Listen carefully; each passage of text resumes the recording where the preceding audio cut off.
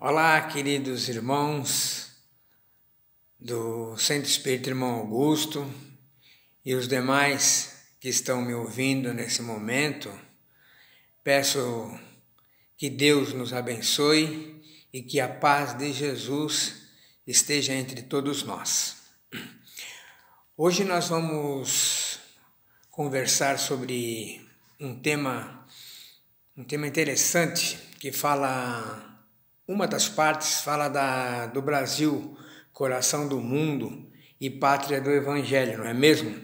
Que o pessoal tanto fala sobre estas coisas, né? E querem saber, e até no meio desta pandemia toda que está acontecendo, da transformação do planeta, né? As pessoas já logo começam a imaginar, né? Aquele livro psicografado pelo Chico do Humberto de Campos, Brasil, Coração do Mundo e Pátria do Evangelho, né? Então, num seminário que teve, que estava o Divaldo Pereira Franco, estava o Haroldo Dutra, né? Aí fizeram uma pergunta para ele, interessante, né? Que a pessoa perguntou, né? Que fez uma pesquisa, né? Que 73% das pessoas concordavam que o Brasil será o coração do mundo e a pátria do Evangelho. Na verdade, o Brasil tem muitas coisas boas, né? Tem muitas coisas que podem servir realmente de exemplo para a humanidade. Tem um povo acolhedor, um povo carinhoso, não é? Só que a pesquisa que foi feita faz uns 3 anos atrás, mais ou menos, já mostravam números que vão na contramão, né? Vão na contramão, uma outra direção, tá bom? Então, apenas 11% dos brasileiros que foram entrevistados, né? Declararam-se que tinham um trabalho voluntário sem nenhum retorno financeiro, tá? Nenhum ganho qualquer, tá? Foi feita também uma pergunta e teve uma resposta de 30% daqueles que se encontravam em várias faixas etárias, né? Mas que fizeram alguma obra social, algum trabalho voluntário, tá? Quando nós pegamos o fenômeno da violência, que ele é global, né? Ele é em todos os mundos, nós vamos ver que o Brasil é o maior em número absoluto de homicídios por ano. Veja só, são 58.800, que dá uma média de 160 homicídios por dia, né? Então, mata mais do que o corona, né? Do que o coronavírus, né? E o aborto, tá? Tem também a questão do aborto, que o aborto também mata, certo? É um crime aos olhos de Deus. O Espiritismo fala que é um dos maiores crimes aos olhos de Deus é o aborto, tá? Então, a Organização Pan-Americana de Saúde, existem algumas controvérsias, como em todas as coisas, mas são dados da Organização Pan-Americana de Saúde, que ele estima que no Brasil ocorra 1 milhão de casos por ano. 1 milhão de casos por ano, tá? Nós temos no Brasil, outras pesquisas, 496 mil veículos roubados. Dá uma média de 1 por minuto. Já pensou? 1 por minuto. Então, nós temos aqueles que também é considerado o maior escândalo de todos os tempos na face da Terra. Olha só como nós estamos bons aí nesse quesito também, certo? O maior escândalo que foi denunciado no processo da Lava Jato, certo? Dinheiro verba, valores monetários desviados que poderiam estar hoje aí nessa pandemia aí, tendo mais leitos de hospitais, tudo poderia fazer com que o nosso país tivesse uma condição melhor, certo? De poder se dar ao luxo de ficar todo mundo em casa para fazer a menor infecção possível. É exemplo de outros países, mas esses outros países podem fazer isso. Nós, é muito difícil. Nós somos um país extremamente pobre e, devido a essa corrupção toda, tem uma responsabilidade muito grande nisso, tá? Então, valores desviados de pessoas que deveriam dar exemplo, tá? Aí vem a pergunta, né? Que fizeram para o Haroldo, né? Somos o coração do mundo, a pátria do Evangelho? É uma pesquisa ali, uma pesquisa bem cavernosa, na verdade, tá? Então, nesse momento, o Haroldo ele faz uma ponderação sobre esse paradigma, né? Que nós lemos o título, né? Brasil, coração do mundo e pátria do Evangelho, né? Esse é o título, tá? Será que nós seríamos uma nação séria? O que nós vamos pensar, né? Quando ler esse título, nós vamos nos tornar uma nação séria, né? Um modelo econômico, né? Um país que tem um modelo político-social, né? Que desfilaria soberano e o mundo de joelhos reverenciando, né? É o que as pessoas ficam pensando. Brasil, coração do mundo, pátria do Evangelho. Mas isso não é Jesus. Isso não é Jesus. A obra começa com a visita de Jesus Cristo na Terra, né? No orbe terrestre, tá? Uma reunião lá no orbe terrestre. E ele, como gestor e governador desse planeta, ele pede um inventário do cristianismo. Certo? Ele pediu um inventário do cristianismo, tá? E todos que ali se encontravam, né? Estavam nessa reunião, ficaram vermelhos, né? Envergonhados. O semblante do Cristo, relata Humberto de Campos, fica contrito, certo? Porque depois de mais de 1500 anos de evangelho no mundo, os resultados eram pífios. Aí Humberto narra que o semblante dos anjos, né, os espíritos mais evoluídos, fecharam-se. Situação grave, tá? E que o Cristo decide. O que o Cristo decide? Mudança de quartel.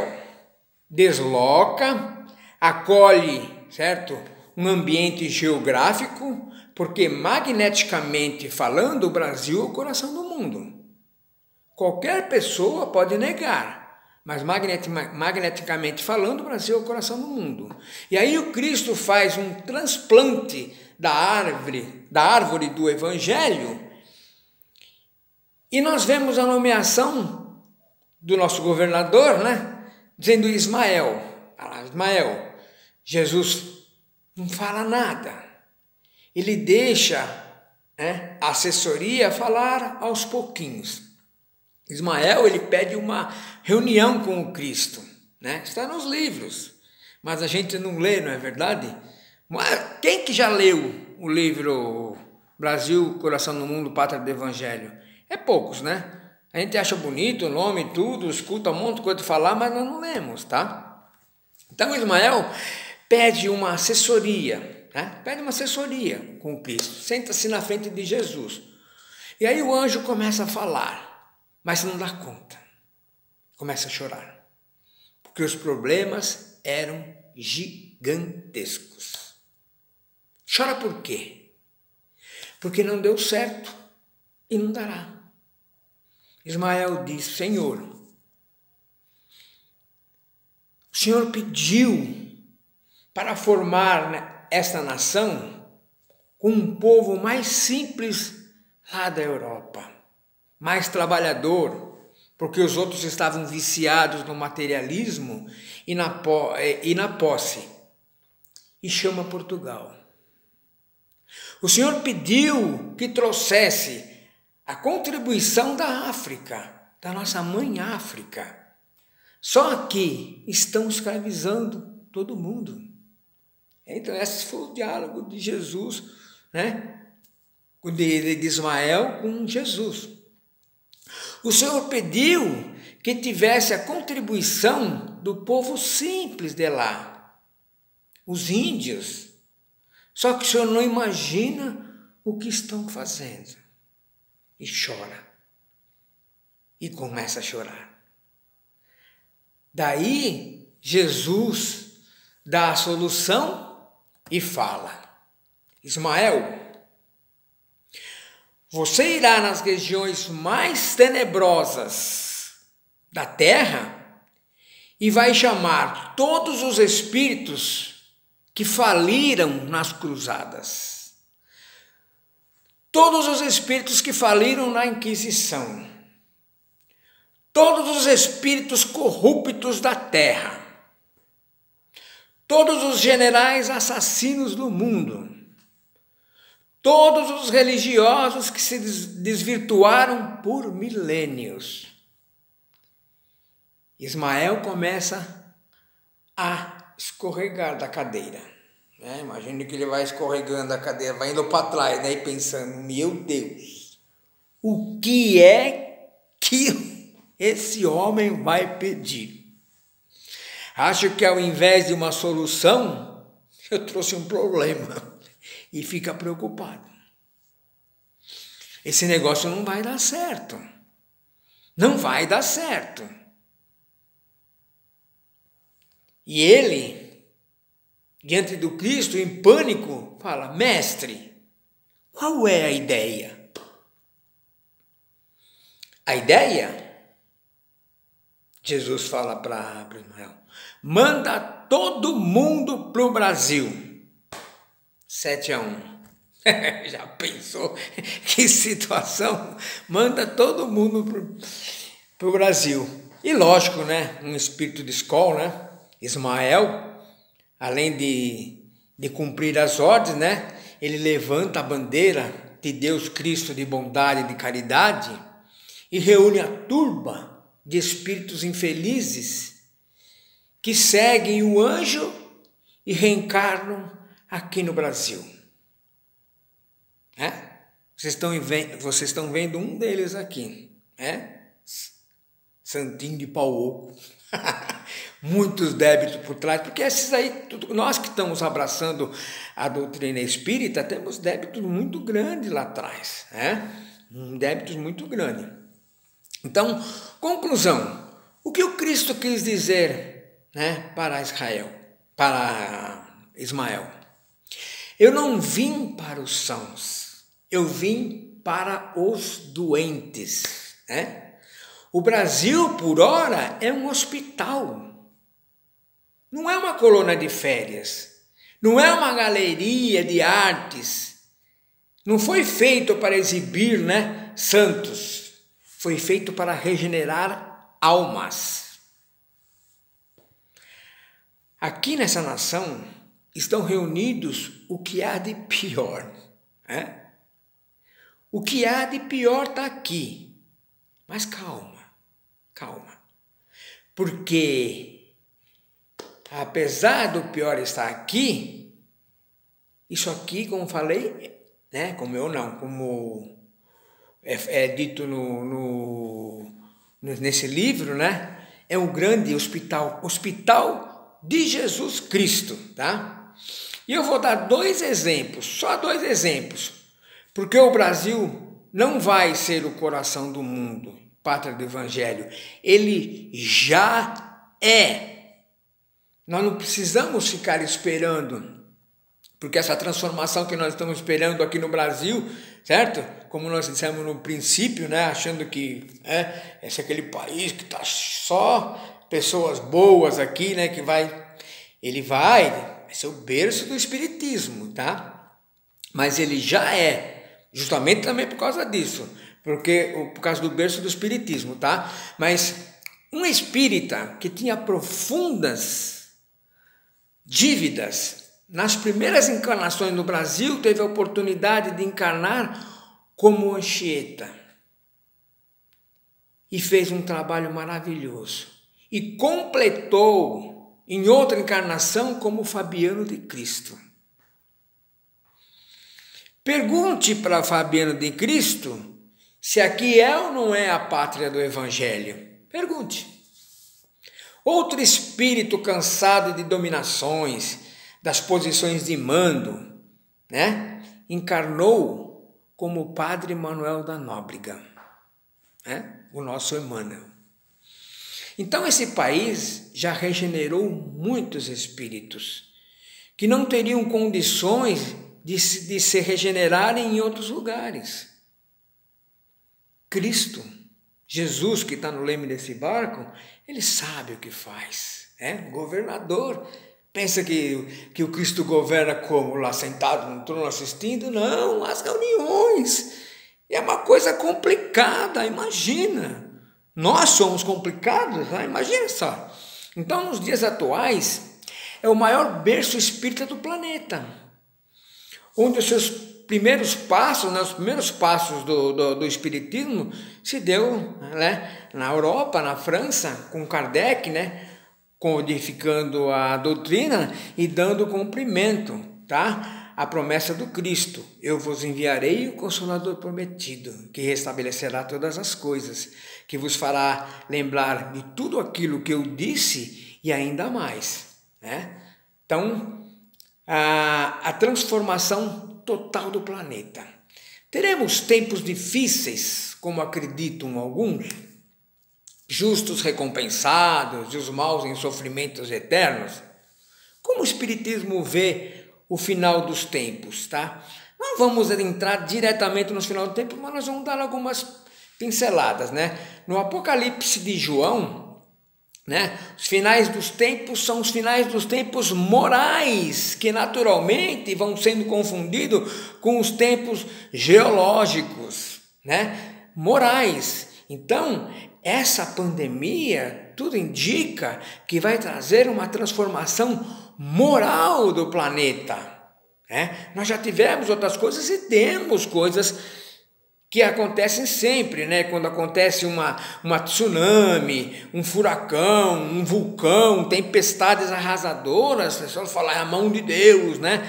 Não é? É o juízo final. Nada disso. Mas não tenha dúvida que muitos espíritos desencarnam nesses processos aí e já vão indo para outro planeta, como nós já falamos outras vezes, tá? Mas quem faz essa justiça é Deus, tá? A separação do joio e do trigo é feita por Ele, não é por nós. Nós imaginamos, porque tem muita gente boa aí, como eu falei a semana passada, que está desencarnando nessa pandemia, mas não vão para o mundo, para o chupão, lá para o planeta chupão não, tá? Então vão ser muito bem recebidos, inclusive, porque estão sendo exemplos, né? Quantos espíritos dando exemplo, trabalhando na linha de frente, médicos, ou outra pessoa trabalhadora de bem que desencarna. Só que nós somos eternos, gente, né? Nós somos eternos. Então, a Terra é um planeta onde encarna espíritos em expiação e provas, né? E ele diz que haverá choro e ranger de dentes, né? Está em Mateus isso aí.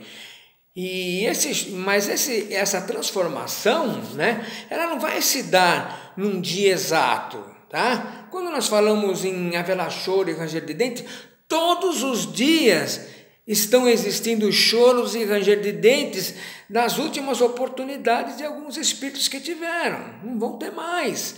Vão resgatar lá suas dívidas num mundo compatível com a sua evolução moral e depois voltam, como aconteceu com os capelianos, né? A raça branca. Então, a transformação se dará quando houver fraternidade entre os homens, né? Harmonia, irmandade, ecumenismo. Olha só que legal essas palavras. Leon Denis traduziu muito bem o pensamento do codificador da doutrina espírita, né, de Kardec, quando disse que o espiritismo não será a religião do futuro, mas será o futuro das religiões. É diferente, certo? Os povos, quando o mundo tiver regenerado, os povos vão manter as suas tradições, só que não vão mais ficar pegados à letra que mata. A transformação será total. O sentimento maior é de harmonia, é de irmandade, ecumenismo, de respeito. Somos todos irmãos, né? Não vai ser só da boca para fora, tá? Então, qual será a melhor religião? Qual é a melhor religião? Quando não existir mais nas religiões o que for obra dos homens. Os dogmas. Quando eu falo em dogma, eu estou falando do dogma daquelas coisas impostas, porque o dicionário, né, vai mostrar o que é o dogma, né? É um ponto fundamental de uma doutrina religiosa, certo? Mas que em alguns lugares ela é imposta, não pode ser discutida. O espiritismo não, no espiritismo tudo é discutido. Nós vamos aceitar se passar pelo crivo da nossa razão, certo? E existe na pergunta 171 do Livro dos Espíritos, em que se baseia o dogma da reencarnação. Então, é um dos pontos fundamentais da doutrina espírita. Mas quando eu falo dogma, é esse dogma mesmo de imposições, tá? Aquela que melhor satisfaça a razão, não seja desmentida pela ciência positiva, certo? Acompanhe a marcha progressista, né? O DNA, o genoma, todas essas coisas tem que acompanhar, essas coisas místicas, a ciência vai provar no espírito mais para frente, certo? Não seja exclusivista e nem intolerante e nem autoritária. Que seus interesses sejam único e exclusivamente o amor. For emancipadora da inteligência, admitindo a fé racional. Nós já falamos e vamos repetir, que encara a razão face a face em todas as épocas da humanidade. Vivencia a prática do bem, caridade e fraternidade universal. Essa união não se fará por iniciativa individual, e não por acordo de cúpula religiosa, né? Ter lá um chefe de tudo. Não vai ser de uma forma individual. Então, no Livro dos Espíritos, na questão 842, Kardec fez uma pergunta, né? Por que indícios, né, nós poderíamos conhecer, né, a doutrina que seria aquela correta? Então eles respondem que seria aquela que fizesse mais homens de bem e menos hipócritas. Isso é pela prática do amor, né? Da lei do amor, pela sua pureza, na sua mais ampla aplicação. Esse é o sinal porque reconhecereis que uma doutrina é boa, visto que toda doutrina que tiver efeito semear a desunião, estabelecer uma linha de separação entre os filhos de Deus, não pode deixar de ser falsa e perniciosa, certo? Então, disse Jesus, felizes os que herdarem a terra, né? Felizes os que herdarem a terra. E nós sabemos que o Cristo falava para o futuro. Mas essa transformação, segundo a espiritualidade, já está acontecendo. Já está acontecendo já faz tempo. Mas existe lá as reuniões, como nós falamos no princípio, em que o Cristo ele recebeu de Deus um tempo, não tem data específica, certo? Porque Jesus mesmo falou a hora e o dia, nem eu sei. Só o meu Pai que está no céu, só Deus é que sabe. Sabe por que isso aí? Porque nós temos o livre-arbítrio. Mas acontece que não vai ter dia marcado. Mas existe um tempo, um prazo, Passado esse prazo, né? Então você vai expiar, como falamos, em mundos inferiores, até você se regenerar, né?